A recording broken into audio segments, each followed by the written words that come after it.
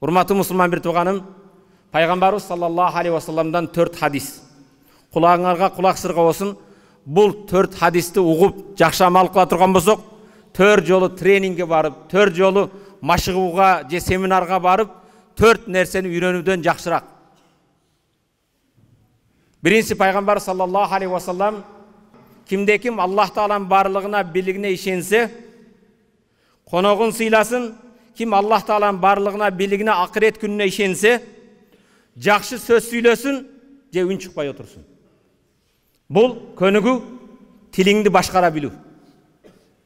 Оозун бар деп ар нерсени оттой бербейсиң. Оюңа келген нерсени сүйлөбөйсүң.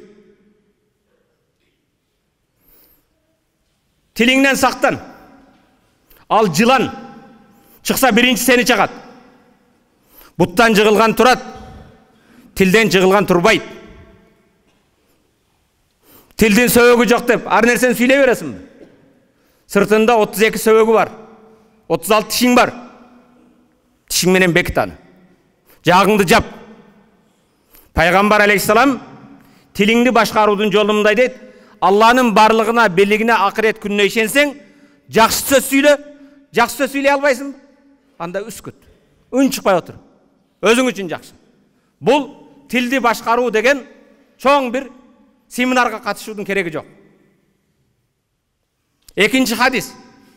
Пайгамбар саллаллаху алейхи вассаламга бир сахаба келди: "Я Расулаллах, Алланын элчиси мага осият кылың" деди. Пайгамбар: "Ла тагдаб", ачууланба деди. Сахаба келип экинчи жолу: "Я Расулаллах, мага осият айтың, багыт бериң" деди. Ачууланба деди. Үчүнчү жолу: "Я Расулаллах, мага осият бериң, насаат кылың" деди. Ачууланба деди. Бул тренинг эмне болот? Бул көнүгүүбүз нафсыңды башкара билүү. Ачууңду жута билүү. Вал каазимин ал-гайз, ачууну жуткандар дейт Аллах Куранда. Вал афина анин-нас, адамдарды кечиргендер. Валлаху юхиббул мухсинин, Аллах жакшылык кылгандарды сүйөт дейт.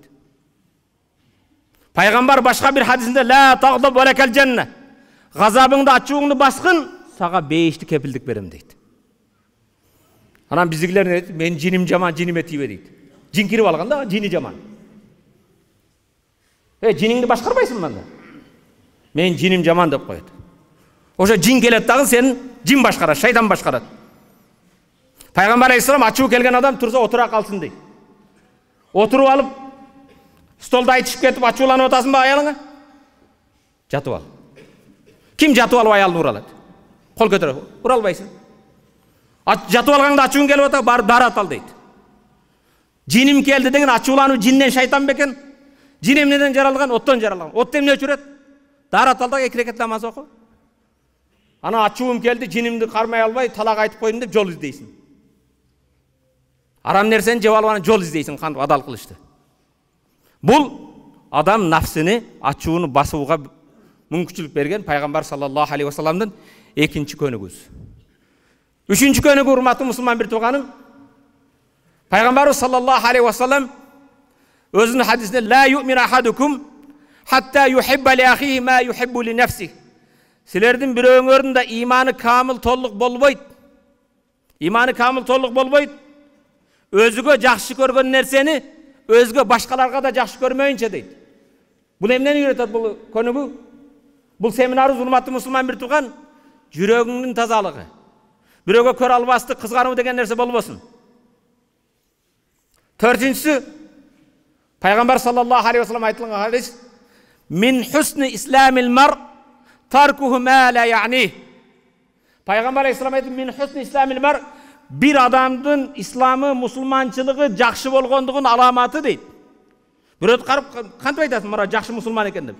Bir adamdın İslamı, dini, imandуулугу, musulman болгон эң жақшы болгон көрүш тарку ма ла я'ни, өзүгө тиешеси жок нерсеге көңүл бурбайт, аралашпайт. Бул деген нерсе, урматтуу мусулман бир тууган, керексиз нерсеге аралашпа сен. Сага тиешеси жок нерсенин артынан жүрбө деген сөз. Бул пайгамбардын 4-чү хадиси, сизди 4-чү бир семинарга барып катышты кереги жок. Кереги жок нерселерге аралашып эмне кыласың? Кара пайгамбар айтса: "Мин хуснил исламил мар", bir musulmandın İslamının en жақсы болгондугу, musulmançılığın en жақсы болгон аламаты өзүгө тиешеси жокпу? Эми отуруп алып бүгүн урматтуу мусулман бир тууган, соцсетти эмнеге колдонуп атасың? Интернетте эмнелерге кирип атасың карагын? %80% эгер 90 болбосо, тиешеси жок сага. Кереги жок нерселер.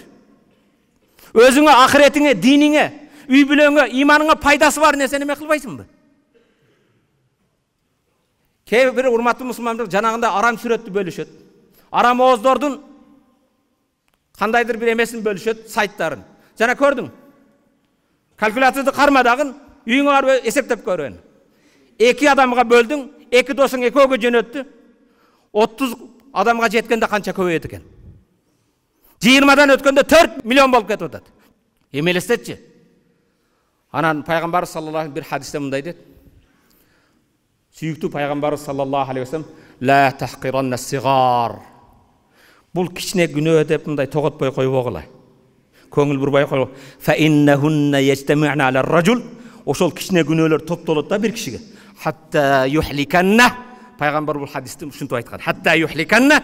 Ошол кичине күнөөлөр топтолуп сени өлтүрөт дейт. Сени муунтуп өлтүрбөйт, сени дозокко алып барат ал. Сенин дозокко түшүүңө ошол себеп болуп калат. Aqulu qawli hadha wastaghfirullah li wa lakum. Бул сөзүмдү айтып, өзүмдүн кемчилигиме, жамааттын кемчилигине жаратканга жалбарып истигфар айтып тооба кылам. Жаратканга жалбарып тооба кылгыла, истигфар айткыла. Истигфардын, тообонун кабыл боло турган кезинде жериндесиңер.